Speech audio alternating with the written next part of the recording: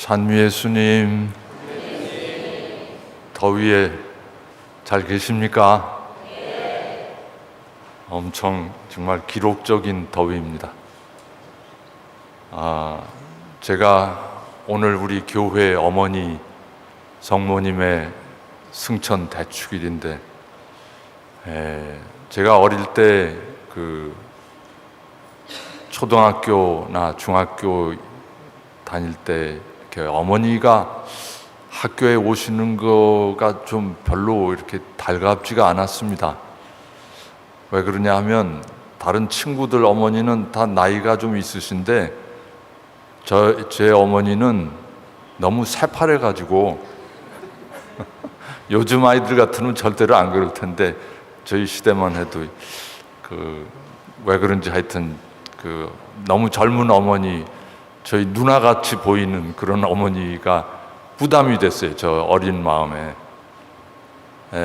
나중에 우리 어머니께 왜 그렇게 새파란 나이에 시집을 가셨는지, 사실 우리 어머니 여고 졸업도 하기 전에 그냥 선을 보고 졸업하자마자 그냥 결혼을 해버리신 거예요.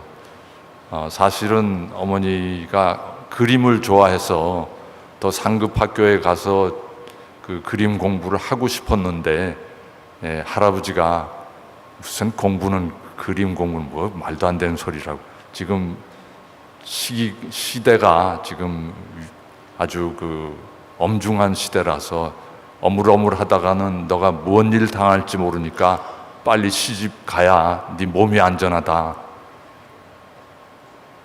왜 그런 말씀을 하셨는가 하니 2차 대전 마렵에 위안부로 끌려나간 여성들이 많았기 때문에 그런 여러 가지가 불안해서 빨리 시집 가는 게 가장 안전한 길이다, 이렇게 그때 어른들은 생각을 하셨던가 봅니다.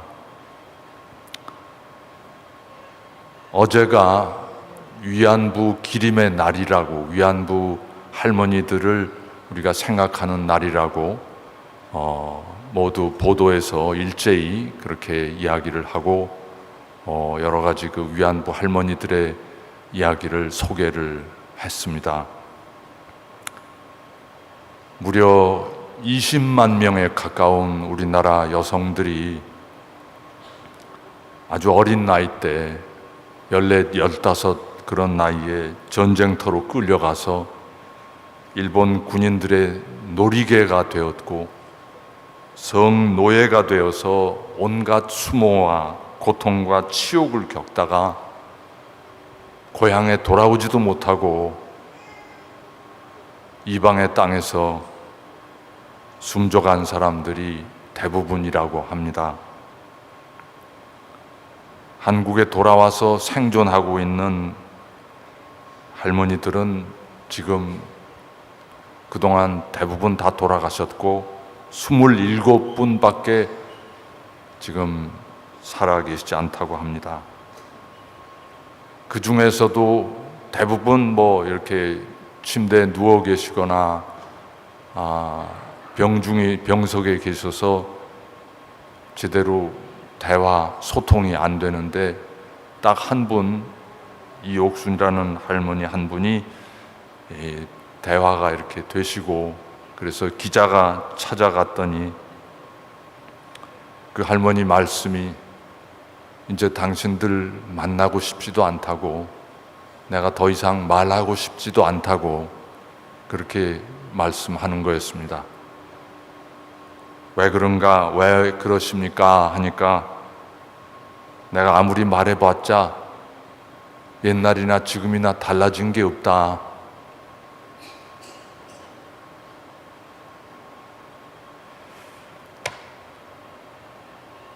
그런 불행한 일생을 살았던 할머니들이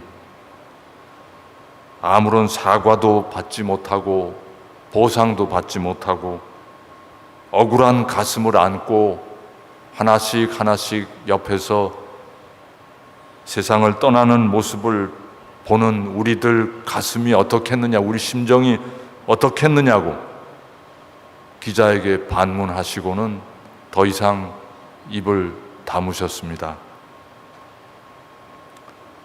정말 이 할머니들 입장에서 생각하면 저주받은 고통의 일생을 살다가 아무것도 해결되지 않은 채 인생을 마감하게 되니까 그 원한을 풀어줄 사람이 세상에 아무도 없는 것입니다. 이 세상에서는 그 할머니들의 억울함과 원통함을 풀어줄 사람이 아무도 없다고 느끼시는 것입니다. 그 할머니들의 그런 비통한 그 울음 섞인 한탄을 들으면서 저는 오늘 우리가 경축하는 하늘로 오르신 성모 마리아님께서는 그 할머니들의 그 아픈 가슴을 누구보다도 잘 이해하시고 함께 공감하시고 함께 짊어지시는 분이 아닐까 하는 생각을 해보았습니다. 옛날 이스라엘에서 여성은 남성의 그늘 밑에 살아갔습니다. 남편이 살아있을 때는 아내는 남편에게 종속되고, 남편이 죽으면 자식이 아버지의 그 가장의 권리를 이어받으니까 자식에게 의존하면서 살아갔다고 합니다. 근데 그 자식마저 어머니보다 먼저 세상을 떠나면 그 여성, 즉 과부는 완전히 홀몸이 되어서 세상에서 가장 가련한 사람으로 인식이 되었습니다. 일반적으로 여성들은 이스라엘 사회에서 교육도 받지 못하고 또 성전이나 회당에 가서 기도하는 자리에 가서도 여성들은 제대 근처에 제대로 된 그 자리에 들어가지 못하고 뒷좌석에 뒤에 이렇게 금이 그어져 있어서 그 뒤에서 구경하듯이 서 있어야만 되었다고 합니다. 그러니 여성이 남편이 죽고 아들마저 죽으면, 그래서 혼자 되면 경제적으로도 가장 열악한 환경에 놓일 수밖에 없고, 그래서 정말로 불쌍한 신세가 되는 것입니다. 그래서 성서에서는 구약 성경 여기저기에서 끊임없이 고아와 과부를 업신여기지 마라 하는 그런 하느님의 말씀이 예언자들을 통해서 끊임없이 들려왔습니다.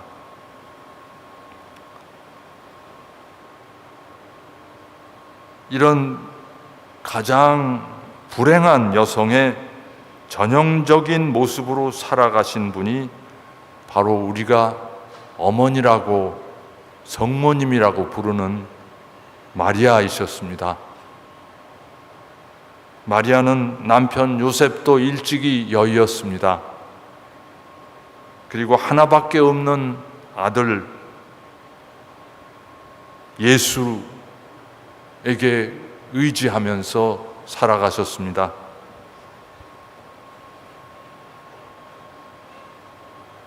그 아들이 어떤 아들이었는가? 병자들을 고쳐주고 상처받은 사람 위로하고 가난한 사람 보살피고 모든 이에게 하느님의 사랑을 가르치면서 누구 하나에게 해코지한 적이 없는 세상에서 가장 착한 사람이었습니다. 그 아들이 국가 내란죄라는 어마어마한 죄목을 뒤집어 쓰고 억울하게 십자가에 못 박혀 참담하게 숨이 끊기는 그 모습을 목격하였으니 그 어머니 마리아의 아픔과 원한을 세상에 누가 이해하고 갚아줄 수가 있었겠습니까? 이 세상에서 누가 그분의 그 피멍든 가슴을 알고 위로해 드릴 수가 있었겠습니까? 아무도 없었습니다. 그래서 하느님께서 마리아를 하늘로 불러 올리셨습니다. 세상에서는 그분의 아픔과 그분의 분노와 억울함을 아무도 풀어줄 사람이 없었지만 하느님께서 하늘 높은 곳으로 그 여인을 들어 올리시고 부활하신 외아들 예수 그리스도의 영광과 환희에 동참하도록 하셨기에 마리아는 세상에서 가장 복되신 여인이 되었습니다. 하느님의 어머니라는 칭호까지 받으시고, 그래서 세상의 모든 억울하고 짓밟히고 고통받는 여성들의, 그리고 모든 인류의 피난처와 위로가 되실 수 있었습니다. 여러분은 어떻습니까? 여러분이 가난하고 힘든 노동을 하면서 고달픈 삶을 살고 있다고 느끼십니까? 그러면 남편 요셉을 잃고 혼자 어린 아들을 키우면서 나사렛에서 사신 마리아께 다가가십시오. 여러분이 슬픔에 사로잡혀 계십니까? 마리아께 나아가 그분이 하나밖에 없는 외아들을 먼저 보내고 얼마나 피가 철철 흐르는 가슴을 안고 사셨는지 바라보십시오. 여러분이 억울하다고 느끼십니까? 세상에서 가장 선하고 착하게 산 하나밖에 없는 아들이 세상의 가장 중죄인의 취급을 받고 단죄받고 매질당하고 십자가에 매달리는 그 억울함을 지척에서 지켜보셔야 했던 그 마리아의 모습을 바라보십시오. 우리가 이 세상에서 어떤 고달픔과 원한과 고통을 겪었더라도 우리의 어머니 마리아께서는 우리보다도 훨씬 더 어려운 길을 먼저 걸어가셨고 하느님의 영광과 환희에 참여하시면서 지금은 우리를 안아주시고 위로하시고 갚아주실 수 있는 분입니다.